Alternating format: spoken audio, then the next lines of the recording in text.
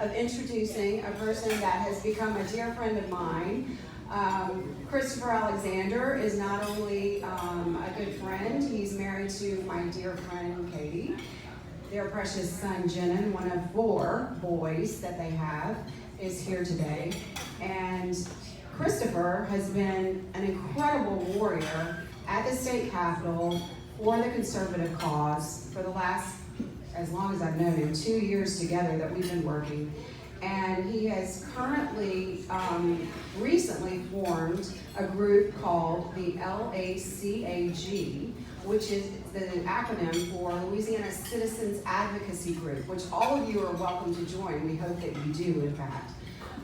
He is advocating for our rights as citizens of Louisiana, and he has been already, it's in its infancy stages, the group is, but he has been so successful already that he's got politicians calling him and saying, wait, what did you write? And they're wondering what he's going to say next, because he's calling out the truth, and he's holding these lawmakers accountable. So we want to please welcome Christopher Alexander.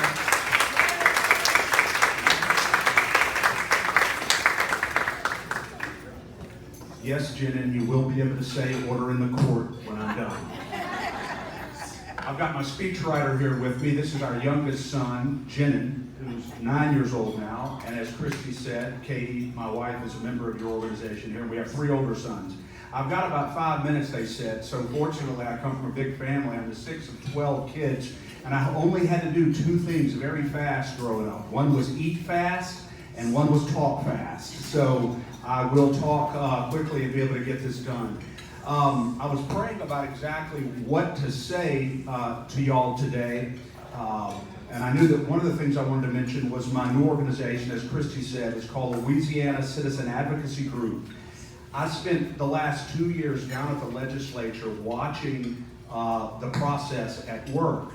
And some of the things that, along with Christy and a number of other people here, and some of the things that we saw were very good, and some of the things that we saw were quite disappointing. And there were a number of very important bills in the legislature, from bodily autonomy to election integrity to critical race theory being taught in our public school classrooms, critically important bills brought by patriotic conservatives that were killed in our legislature, and they, ladies and gentlemen, were not killed by Democrats, they were killed by Republicans.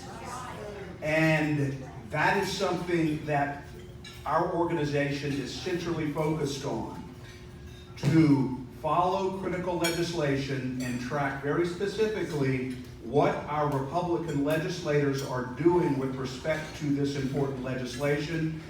Because so often, as many of you know, some of our Republican legislators, and I'm not going to mention any specific names today, except one who's not from this parish and is from west of us, and I'll mention it at the end, because nobody has done more to sabotage the conservative agenda in the Louisiana legislature than the man I'm going to mention at the end of my speech. And I'm sure some of you may be friends with him, and I'm sure he's a decent person, and thank God it's not my responsibility to judge his soul before God. I don't want that responsibility, but I do have an obligation to judge the actions that he takes in the legislature that directly affect me and you and young people like this right here.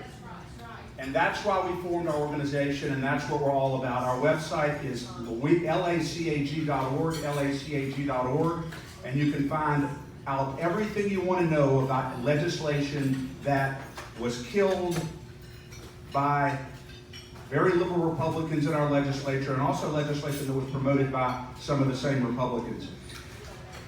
I have to mention to y'all about a very important issue. It's election integrity. I was very involved in the bill that was passed that is going to give us a new voting system in Louisiana. We're going to be getting away from these old voting machines, and we're going to be going to a secure paper ballot system, because guess what? The voting machines that we use in the state of Louisiana right now, ladies and gentlemen, can be remotely hacked. And The greatest cybersecurity expert in the world testified before the voting commission a month ago and said remote sophisticated hackers can hack these systems and switch your votes back and forth, and you've got to get away from a machine-based voting system in the state of Louisiana, or the socialists are going to steal these elections from us. And we have to remember this. So we need to encourage our Secretary of State and our clerks of court to get away from these ballot marking devices and these machines and go to a secure paper ballot system that's auditable by the citizens, or they are going to steal our country from us, I promise you. And it's time to do it now. So encourage the Secretary of State, and we have these these elections coming up in November. They are desperate to beat us. Y'all know that. There's nothing that they won't do to win. They are desperate to win.